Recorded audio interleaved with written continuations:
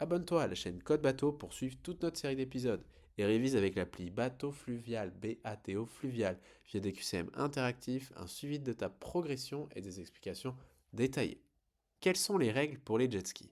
La pratique du jet ski ou d'un autre engin nautique motorisé se fait dans les zones réservées à la vitesse. En dehors de ces zones, le pilote doit respecter les limitations de vitesse et surtout cette pratique n'est autorisée que 2 jours. Le pilote doit maintenir une distance de sécurité avec les autres embarcations, porter un gilet de sauvetage, avoir un dispositif de repérage lumineux et disposer d'un dispositif de remorquage obligatoire.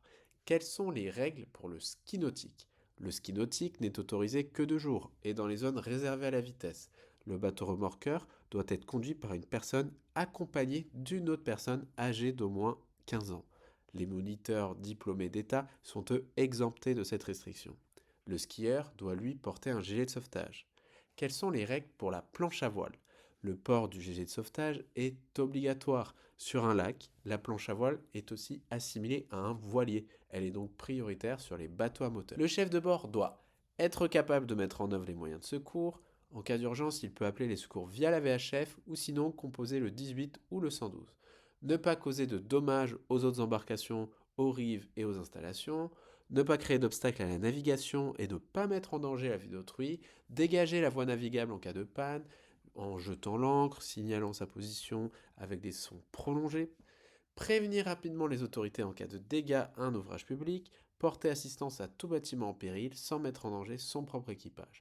Le chef de bord doit aussi ne pas encombrer les zones de stationnement, ne pas gêner le fonctionnement des écluses ou des signaux et ne pas utiliser les panneaux de signalisation pour tirer le bateau. Quelles sont les règles pour les gilets de sauvetage? Chaque personne à bord doit avoir un gilet de sauvetage ou bien une combinaison de protection adaptée à sa morphologie. Le gilet doit être approuvé et en bon état. Il y a 2 niveaux principaux. 50 newtons, c'est pour une navigation à moins de 3700 mètres d'un abri, et 100 newtons, c'est pour une navigation au-delà de 3700 mètres d'un abri.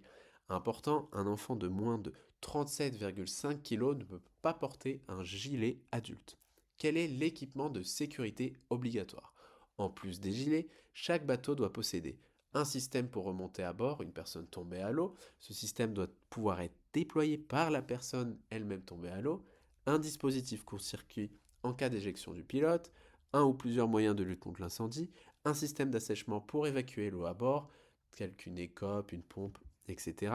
Des amarres adaptées pour le remorquage et l'amarrage, une gaffe si le bateau passe des écluses, et un dispositif pour assister une personne tombée à l'eau d'une flottabilité de 142 newtons minimum.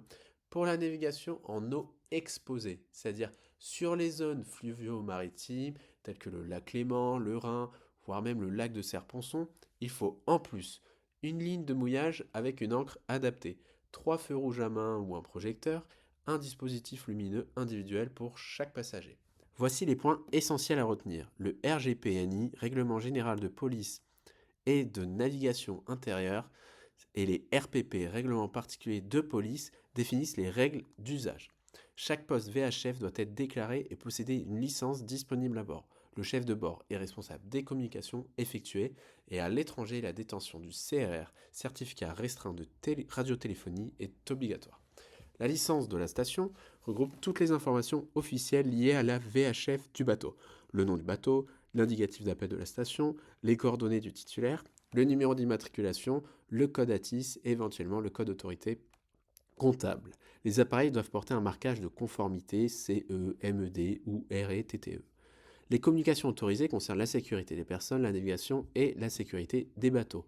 Les principaux réseaux à connaître sont le canal d'appel et de détresse qui est le canal 10 et le canal d'appel pour les liaisons bateau à bateau. Il y en a plusieurs, le 6, le 8, le 13, le 72 et le 77. Utilise toujours le canal 10 pour établir le contact, puis passe rapidement sur un canal bateau-bateau pour libérer le canal d'appel. Qu'est-ce que le code ATIS? Le code ATIS, Automatic Transmitter Identification System, identifie chaque station radio. Il est attribué par l'ANFR, Agence nationale des fréquences. Voilà son format. Il est transmis automatiquement à la fin de chaque message et l'usurpation d'un code ATIS est interdite. Il y a 2 types de postes. Le poste portatif, d'une puissance maximale de 1 watt, il est idéal pour les petites embarcations, et le poste fixe, d'une puissance lui aussi maximale de 1 watt en navigation intérieure. Il doit être couplé à un émetteur ATIS et le mode ASN, appel sélectif numérique, est interdit sur les voies intérieures. Autre chose importante, sur les VHF, on ne peut pas parler en même temps que son interlocuteur, c'est un système semi-duplex, c'est-à-dire qu'il faut attendre la fin du message avant de pouvoir répondre, comme un talkie-walkie. Il y a 3 niveaux d'appel radio à connaître. Le niveau de détresse de priorité absolue, où on répète 3 fois Mayday, qui est un danger immédiat pour la vie humaine. Le niveau d'urgence de priorité 2, où on répète 3 fois Pan, qui est une situation sérieuse mais non vitale. Et le niveau de sécurité de priorité 3, où on répète 3 fois sécurité, qui est une information importante pour la navigation, exemple un obstacle ou la météo. Retiens alors que tu dois toujours annoncer le type d'appel, le nom du bateau, sa position et la nature du problème. Abonne-toi à la chaîne Code Bateau pour suivre de nouvelles séries d'épisodes et révise avec l'appli Bateau Fluvial BATO Fluvial via des QCM interactifs, un suivi de ta progression et des explications détaillées.